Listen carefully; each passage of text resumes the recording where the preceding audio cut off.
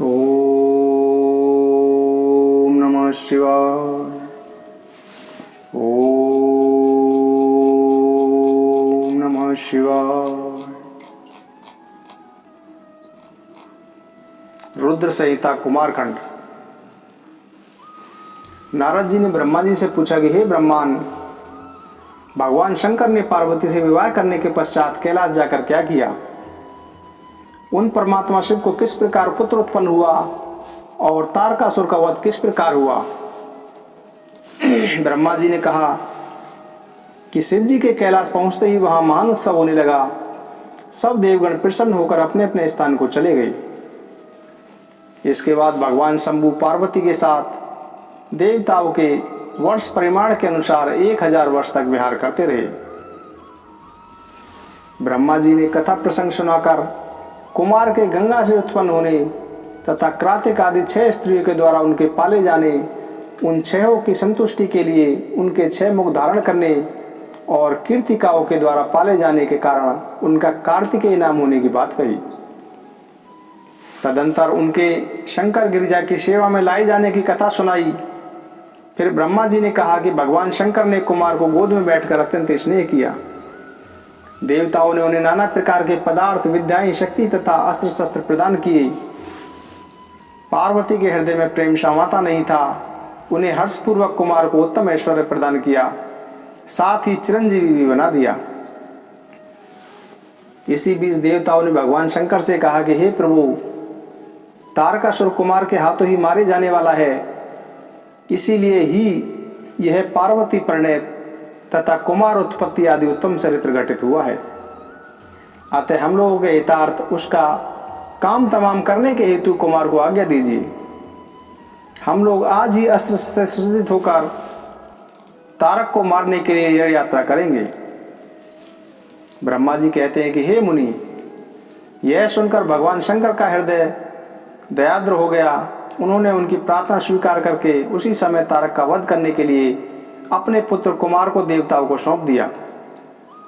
फिर तो शिव जी की आज्ञा मिल जाने पर ब्रह्मा, विष्णु आदि सभी देवता एकत्र होकर तुरंत ही उस पर्वत से चल दिए। उस समय श्री हरि आदि देवताओं के मन में पूर्ण विश्वास था कि ये तारकासुर का वध अवश्य कर डालेंगे। वे भगवान शंकर के तेज से भावित हो कुमार के सेनापतित्व में तारका का संहार करने के लिए रण क्षेत्र में आए। उधर महाबली तारक ने जब देवताओं के इस युद्ध को आते हुए देखा तो वह भी एक विशाल सेना के साथ देवों से युद्ध करने के लिए तत्काल ही चल पड़ा। उसकी उस विशाल वाहिनी सेना को आते देख देवताओं को परम विस्मय हुआ। उसी समय भगवान विष्णु आदि संपूर्ण देवताओं के प्रति आकाशवाणी हुई कि हे देवगणों, तुम लोग जो कुमार के अधिनायकत्व में युद्ध करने के लिए उद्यत हुए हो, इससे तुम संग्राम में दैत्यों को जीतकर विजयी होगे।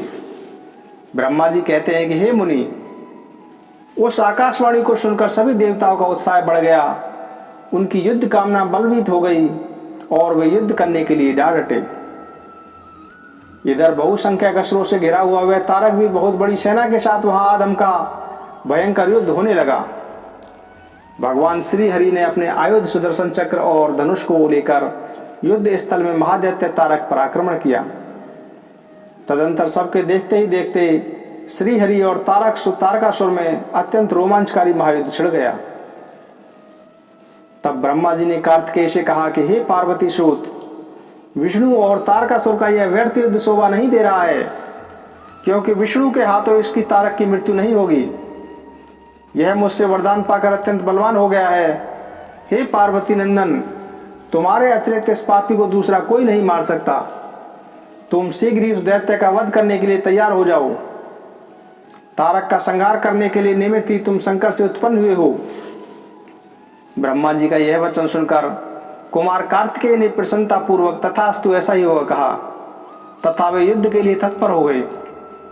कुमार कार्तिकेय के साथ तारकासुर का भयंकर युद्ध होने लगा। सबके देखते ही देखते कुमार के आघात से तारकासुर सहसा धराशायी हो गया और उसके प्राण पखेरु उड़ गए। महाबली दैत्यराज तारका के मारे जाने पर सभी देवता आनंदमग्न हो गए। उस समय भगवान शंकर भी कार्तिकेय की विजय का समाचार पाकर पार्वती जी के साथ प्रसन्नता पूर्वक वहां पधारे। स्नेह से युक्त पार्वती जी परम प्रेम पूर्वक अपने पुत्र कुमार को अपनी गोद में लेकर लाड़ प्यार करने लगी। उस समय वहां एक महान विजयोत्सव मनाया गया। देवताओं ने पुष्प वर्षा की। तत्पश्चात भगवान रुद्र जगत जननी भवानी के साथ अपने निवास स्थान कैलाश पर्वत को चले गए। इधर सभी देवताओं ने शंकर नंदन कुमार का स्तवन करते हुए निवेदन किया कि हे कुमार, आपने असुरराज तारक को मारकर हम सबको तथा चराचर जगत को सुखी कर दिया है। अब आप अपने माता पिता पार्वती और शंकर जी का दर्शन करने के लिए शिव के निवास स्थल कैलाश पर्वत के लिए चलिए। तदंतर सब देवताओं के साथ कुमार स्कंद शिव जी के समीप कैलाश पहुंच गए। वहां शिव सेवा के साथ सबने बड़ा आनंद मनाया। देवताओं ने शिव जी की स्तुति की। शिव जी ने उन सबको वरदान तथा अभयदान देकर विदा किया। नारद जी बोले कि प्रजानाथ, मैंने स्वामी कार्तिकेय के सब वृत्तांत तथा उत्तम कथा सुना दी। अब गणेश का उत्तम चरित्र सुनना चाहता हूं। ब्रह्मा जी बोले कि हे नारद, एक समय पार्वती के मन में ऐसा विचार आया कि मेरा एक ऐसा सेवक होना चाहिए जो परम शुभ कार्य कुशल और मेरी आज्ञा में तत्पर रहने वाला हो। ऐसा विचार कर पार्वती देवी ने अपने शरीर के मैल से एक ऐसे चेतन पुरुष का निर्माण किया जो संपूर्ण शुभ लक्षणों से संयुक्त था।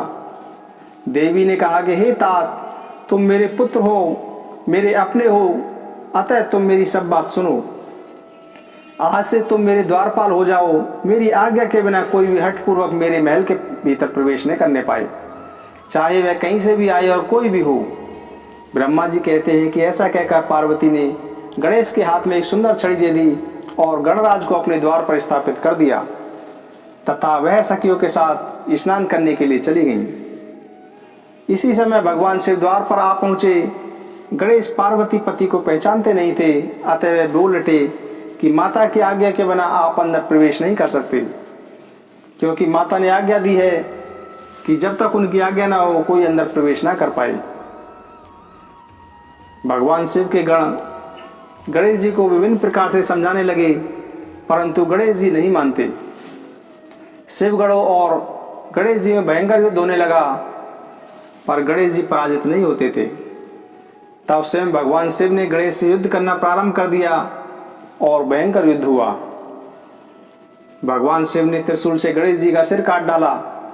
जब यह समाचार पार्वती जी को मिला तब वे अत्यंत क्रोधित हुई और बहुत सारी सखियों को उत्पन्न करके प्रलय जैसी स्थिति उत्पन्न कर दी। यह देख देव ऋषि ने भगवती को प्रसन्न करने के लिए प्रार्थना की, तो भगवती ने कहा कि यदि मेरा पुत्र जीवित हो जाए तो सब ठीक हो जाएगा। भगवान शंकर के आज्ञा अनुसार शिवगणों ने उत्तर दिशा से एक हाथी का सिर लाकर उस धड़ में जोड़ दिया। इसके अनंतर देवताओं ने वेद मंत्रों द्वारा जल को अभिमंत्रित करके उस बालक के शरीर पर छिड़का, जिससे वह बालक चेतना युक्त होकर जीवित हो गया। अपने पुत्र को जीवित देखकर पार्वती देवी प्रसन्न हो गईं और उन्होंने हर्ष से उसका मुख चूमा और प्रेम पूर्वक उसे वरदान देते हुए कहा कि अब से संपूर्ण देवताओं में तेरी अग्र पूजा होती रहेगी और तुझे कभी दुख का सामना नहीं करना पड़ेगा। ब्रह्मा जी कहते हैं कि हे मुनि, तदंतर ब्रह्मा विष्णु और शंकर आदि सभी देवताओं ने मिलकर पार्वती को प्रसन्न करने के लिए गणेश को सर्वाध्यक्ष घोषित कर दिया।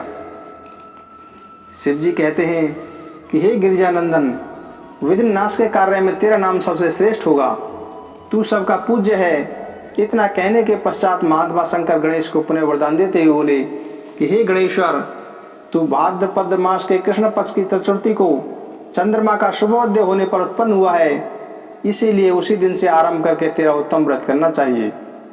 यहाँ शिव जी ने चतुर्थी व्रत की शास्त्रोक्त विधि तथा उसकी महिमा का वर्णन प्रस्तुत किया। कुछ समय बीत जाने पर एक दिन शिव पार्वती के मन में यह विचार आया कि हमारे दोनों पुत्र विवाह के योग्य हो गए हैं। उधर गणेश और कार्तिक दोनों ने पुत्रों को भी विवाह करने की इच्छा प्रबल हुई। पहले विवाह हमारा होना चाहिए, दोनों ने यह इच्छा व्यक्त की। शिव पार्वती ने कहा कि हे सुपुत्रों, हम लोगों ने पहले से ही एक ऐसा नियम बना रखा है कि जो सारी पृथ्वी की परिक्रमा करके पहले लौट आएगा उसका विवाह पहले होगा। माता पिता की यह बात सुनकर महाबली कार्तिकेय अपने स्थान से पृथ्वी की परिक्रमा करने के लिए चल दिए, परंतु गणेश वहीं खड़े रह गए। वे मन में विचार करने लगे कि परिक्रमा तो मुझसे नहीं होगी, अब क्या करूं। गणेश जी ने अपने माता पिता शिव पार्वती को सुंदर आसन पर बिठाया और विधि पूर्वक उनकी पूजा करके 7 परिक्रमाएं संपन्न की और निवेदन किया कि शास्त्रों के अनुसार मेरी पृथ्वी परिक्रमा पूर्ण हो गई, अतः मेरा विवाह पहले कर देना चाहिए। भगवान शिव ने गणेश जी की यह बात स्वीकार कर ली और सिद्धि और बुद्धि के साथ गिरिजानंदन गणेश जी का विवाह संपन्न हो गया। उनकी सिद्धि नामक पत्नी से क्षेम और बुद्धि से लाभ नामक पुत्र हुआ। ओम नमः शिवाय।